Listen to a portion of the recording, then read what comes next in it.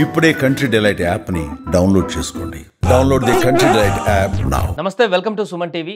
Asia cup లో పాకిస్తాన్, భారత్ పోటీ పడబోతున్నాయి. దీంట్లో ప్రధానమైన చర్చ అభిషేక్ శర్మ పైన కనపడుతుంది. వరుసగా అన్ని మ్యాచ్ల్లో కూడా తన విధ్వంసకరమైన బ్యాటింగ్ తోని భారత్ ను గెలిపిస్తూ వస్తున్నారు. సో ఫైనల్ మ్యాచ్ లో తన ప్రదర్శన ఏ రకంగా ఉండబోతుంది, తన పైన పాకిస్తాన్ సీనియర్ క్రికెటర్లు చేస్తున్న కామెంట్స్ ఏంటి, పూర్తిగా మాట్లాడదాం. మనతో పాటు సీనియర్ స్పోర్ట్స్ అనలిస్ట్ చంద్రశేఖర్ గారు ఉన్నారు. సార్ నమస్తే. నమస్తే సార్, ఒక చర్చ, అభిషేక్ శర్మ ఆడకపోతే, మొదటి ఓవర్ రెండో ఓవర్లోనే అవుట్ అయిపోతే భారత్కు తిప్పలు తప్పవు అనేటువంటి చర్చ నడుస్తుంది. నిజమేంటారా? అది కొంచెం కరెక్టే. అది argument almost close to the reality కనుక. ఎందుకంటే ఇండియా సాధించినటువంటి రన్స్ లో చూస్తే కనుక 35% అభిషేక్ శర్మ బ్యాట్ నుంచి వచ్చినటువంటివి. ఎస్, ఏషియా కప్ ప్రారంభమైన మొదటి 3 మ్యాచ్లు అంత ఆకట్టుకునేటువంటిది లేదు, నో డౌట్. క్విక్ ఫైర్ అనేటువంటిది ఉంది కానీ బట్ దాన్ని కన్సాలిడేట్ చేసేటువంటి పరిస్థితి. బట్ లాస్ట్ 3 మ్యాచెస్ ని గమనిస్తే కనుక 50+ స్కోర్స్ చేసినటువంటిది. సో ప్లస్ అభిషేక్ శర్మ ఉన్నంతసేపు ఇండియా డెఫినెట్ గా 200 మార్క్ చేరుకుంటుంది అనేటువంటి పరిస్థితి నుంచి, అది బంగ్లాదేశ్ తోటి కావచ్చు, లేకపోతే పాకిస్తాన్ తో జరిగినటువంటి మ్యాచ్ కావచ్చు. అఫ్ కోర్స్ శ్రీలంకతో జరిగిన మ్యాచ్ ఈజ్ ఎక్సెప్షనల్. ఆ తర్వాత అంటే Sanju Samson and Tilak Varma definitely credit వాళ్ళకి ఇవ్వాల్సినటువంటిది. వాళ్ళ కాంట్రిబ్యూషన్ తోటి 200 మార్క్ ని మనం చేరాం. బట్ అదర్వైజ్ మిగిలినటువంటి 5 మ్యాచ్లని కనుక గమనించినట్లయితే అభిషేక్ శర్మ అవుట్ అయిపోయిన తర్వాత ఉన్నటువంటి ఆ ఫ్లో ఏదైతే ఉందో, యాక్సలరేషన్ తగ్గిపోయినటువంటి విషయం మనం చూస్తూనే ఉన్నాం. అందుకనే ఈ రోజున కూడా అభిషేక్ శర్మ మీద ఎక్కువ ఎక్స్పెక్టేషన్స్ అట్లా ఉన్నాయి. అతను కనుక ఆడితేనే ఇండియా ఒక భారీ స్కోర్ చేయగలదు అనేటువంటి ఎక్స్పెక్టేషన్స్ ఉన్నటువంటి మాట చాలా నిజం.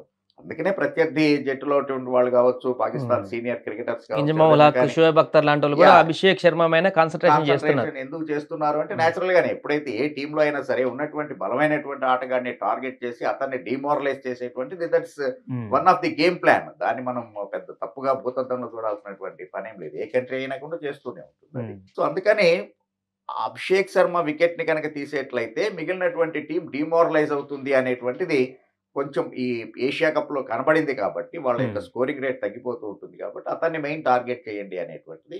అండ్ ఎస్, మీరు అడిగింది చాలా 100% కరెక్ట్. ఈ రోజున కూడా అభిషేక్ శర్మ ఇంపాక్ట్ అనేటువంటిది అతను నిలబడితే కనుక వచ్చేటువంటిది. ఇప్పుడు షహీన్ షా అఫ్రిది మొదట్లో ఫామ్ లో లేకపోవచ్చు కాక, లాస్ట్ 2 మ్యాచెస్ లో అతను ఫామ్ అందుకున్నాడు, that's true.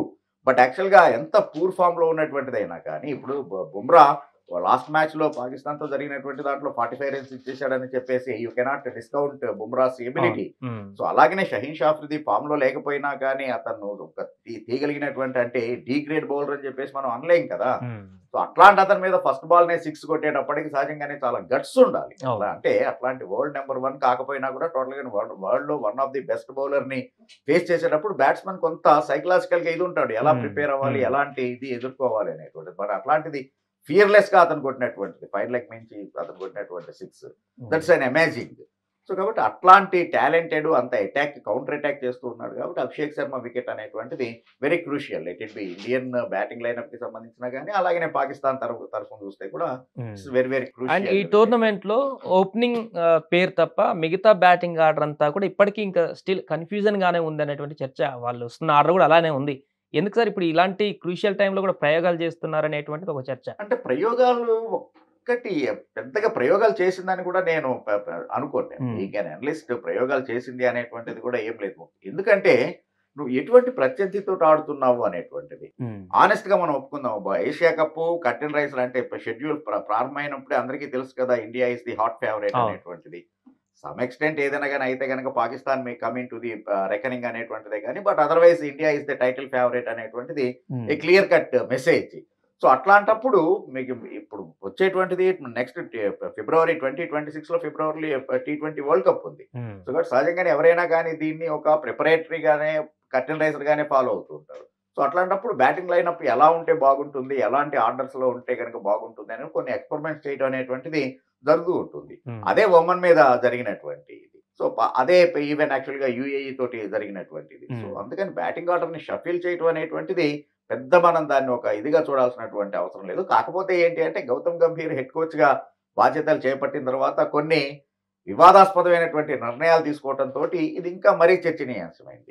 I'm sure suppose అదే కనుక రాహుల్ ద్రావిడ్ కోచ్ గా ఉన్నప్పుడు, లేకపోతే రవిశాస్త్రి పీరియడ్ లోనే ఇలాంటివి చేస్తే కూడా yes, coaches using their brain అనేటువంటిది ఉంటుంది. సో ఒకే పద్ధతిని మనం రెండు రకాలుగా చూడొచ్చు. సో గౌతమ్ గంభీర్ మీద ఆల్రెడీ ఉన్నటువంటి ఒక నెగిటివ్ షేడ్ తోటి దాన్ని మనం కొంచెం ఫైరప్ చేసి చూస్తూ ఉన్నామే కానీ ఎక్స్పెరిమెంట్ చేయడం అనేటువంటిది తప్పని నేను అనుకో. ఎందుకంటే ఇట్లాంటి సిచ్యుయేషన్ ఇట్లాంటి కాకపోతే ఇంకెప్పుడు చేస్తారు ఇప్పుడు అందుకనే శ్రీలంకతో జరిగినటువంటి మ్యాచే కావచ్చు సూపర్ ఫేర్లో మనం ఆల్రెడీ ఫైనల్స్కి వచ్చేసామనే ఉద్దేశంతో స్ట్రైక్ బౌలర్ బుమ్రాకి అలాగనే శివం దూబేని ఇందాక మనం మాట్లాడుకున్నట్టుగా నెక్స్ట్ ఆల్రౌండర్గా ఫ్యూచర్ ఆల్రౌండర్గా అతని మీద ఇన్వెస్ట్ చేస్తూ ఉన్నారు కాబట్టి అతనికి రెస్ట్ ఇవ్వడం అనేటువంటిది జరిగింది. సో అందుకని కొన్ని ఎక్స్పెరిమెంట్స్ అనేటువంటివి జరుగుతూ ఉంటాయి. కాకపోతే మరీ అంత ఇదిగా జరగదు. ఎందుకంటే captain being a captain Suryakumar Yadav number 11లో బ్యాటింగ్ వస్తాడని ఎవరు ఊహించలేదు. అలాంటిది మరి అదే అనేటువంటిది ఒక్కొక్కసారి ఏమవుతుందంటే ప్రయోగం చేయరాబాయ్ అంటే నువ్వు మరీ విపరీతమైనటువంటి ప్రయోగాలు చేస్తే మాత్రం అది మిస్ఫైర్ అయితే టోటల్ గానే టీం మొరాలిటీ దెబ్బతినేటువంటి అవకాశం ఉంటుంది. కాబట్టి అట్లాంటిది కాకుండా కొంచెం ఒక రీజనబుల్ ప్రయోగాలు చేస్తే కనుక బాగుంటుంది. రైట్. అలాగే ఈ ఫీల్డింగ్ విషయంలో కూడా ఒక వివాదం నడుస్తుంది. చాలా క్యాచ్లు డ్రాప్ చేస్తున్నారు మ్యాచ్లలో. ఇది ఇబ్బందికరమైనటువంటి పరిస్థితి కదా. అంటే ఈ టీమిండియా స్థాయికి అసలు అలాంటి క్యాచ్లు మిస్ చేయడం అనేది కూడా ఏంటి ఇలా అవుతుంది అనేటువంటి చర్చ. ఏంటి సార్ ఫీల్డింగ్ కోచ్ ఎఫెక్టా లేకుంటే ప్లేయర్స్కే కొంత ఏమన్నా అసంతృప్తి లాంటిది ఎట్లా కలుగుతుందా గ్రౌండ్లో ఏం జరుగుతుంది? ఒక్కొక్కసారి అవుతూ ఉంటుంది. అంటే సహజంగానే ఫీల్డింగ్ అనేటువంటిది అంటే క్యాచెస్ విన్ ద మ్యాచెస్ అనేటువంటిది general saying in cricket. So కాబట్టి అది కాదు కానీ మరి ఈ రకంగా ఒక్క మ్యాచ్ లోనే 5 క్యాచ్లు వదిలిపెట్టడం, అందులోనూ మరీ దారుణంగా ఏంటంటే సైఫ్కే 4 క్యాచ్లు, ఒకే ప్లేయర్ ని 4 క్యాచ్లు వదిలిపెట్టడం అనేటువంటి మాత్రం ఏమాత్రం క్షమించాల్సినటువంటిది కాదు, క్షమించదగినటువంటిది కాదు. పోతే ఫీల్డింగ్ కోచ్ మీద అంటే ఫీల్డింగ్ కోచ్ తన యొక్క చెప్తాడు. ఇప్పుడు సపోజ్ కోచ్ ఉన్నాడు, కోచ్ ప్లాన్ అనేటువంటిది యాక్షన్ ప్లాన్ నెంబర్ 1 నెంబర్ 2 అనేటువంటిది ఇస్తాడు. సో కాబట్టి దాన్ని ఎగ్జిక్యూట్ చేయాల్సినటువంటి బాధ్యత ఆన్ ద ఫీల్డ్ ఉండేటువంటి 11 చేతిలో ఉంటుంది కానీ బయట కూర్చున్నటువంటి కోచ్ చేతిలో ఉండదు. సో సేమ్ ఫీల్డింగ్ ఇదిలో కూడా ఫీల్డింగ్ చేసేటప్పుడు అతను ఇచ్చేటువంటి తర్ఫీదు అనేటువంటిది అది ప్లేయర్లు దాన్ని సరిగ్గా ఇప్పుడు వరల్డ్ కప్ మనం గెలిచాము అంటే కనుక సూర్యకుమార్ యాదవ్ పట్టినటువంటి అద్భుతమైనటువంటి క్యాచ్. సో కాబట్టి అలాంటి సందర్భంలో మనం ఫీల్డింగ్ కోచ్ కి క్రెడిట్ ఇస్తూనే ఉన్నాం కదా. సో అట్లాగనే ఇక్కడ కూడా ఏంటి అంటే కనుక తప్పు జరిగినప్పుడు ఫీల్డింగ్ కోచ్ ని కూడా తప్పు పట్టాల్సినటువంటి అవసరం ఉంటుంది కానీ కేవలం ఫీల్డింగ్ కోచ్ నే బ్లేమ్ చేయాల్సినటువంటి పరిస్థితి. ఒకసారి చాలా ఈజీ క్యాచ్లు సెట్టర్లు కూడా డ్రాప్ చేయడం అనేటువంటి చూస్తూ ఉంటాం. దానికి ఏంటంటే ఒక్క second if your concentration is lapses ఆటోమేటిక్గా అట్లాంటిది జరుగుతూ ఉంటుంది. ప్లస్ స్కై హై క్యాచెస్ ని జడ్జ్ చేయడం అనేటువంటిది ఇబ్బంది అవుతూ ఉంటుంది డెఫినెట్ గానే. సో ఆ లైటింగ్ దాంట్లో ఇప్పుడు సపోజ్ ఇక్కడ చూసాం మనం SRH ఇది IPL ని కనుక గుర్తు చేసుకుంటే కనుక డెఫినెట్ గానే క్యాచెస్ అనేటువంటి చాలా ఇబ్బంది అవుతుంది. ఎందుకంటే SRH ఆరెంజ్ కలర్ కదా అని చెప్పేసి అని గ్రౌండ్ చైర్లు మొత్తానికి ఆరెంజ్ కలర్ వేశారు.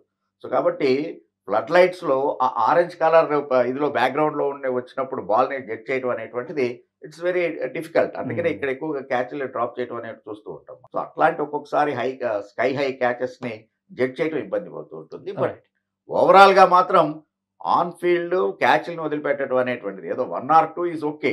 బట్ సెట్టర్లను కూడా క్యాచ్ను వదిలిపెట్టడం అనేటువంటి మాత్రం ఏమాత్రం క్షమించాల్సినటువంటిది కాదు. ఈవెన్ యాక్చువల్గా మీరు క్యాచ్ల విషయం మాట్లాడారు, గ్రౌండ్ ఫీల్డింగ్ కూడా not up to the mark. అది ఎందుకో తెలియదు. డెఫినెట్ గా ఒకసారి మోటివేట్ అవ్వాల్సినటువంటి అవసరం ఉంది ఇండియన్ టీం మొత్తం అనేటువంటిది మాత్రం ఈ ఏషియా కప్ ద్వారా తెలియజేస్తుంది. Right sir, thank you. Suman టీవీలో మీ పర్సనల్ అండ్ బిజినెస్ ప్రమోషన్స్ కోసం కింది నెంబర్కి కాంటాక్ట్ చేయండి.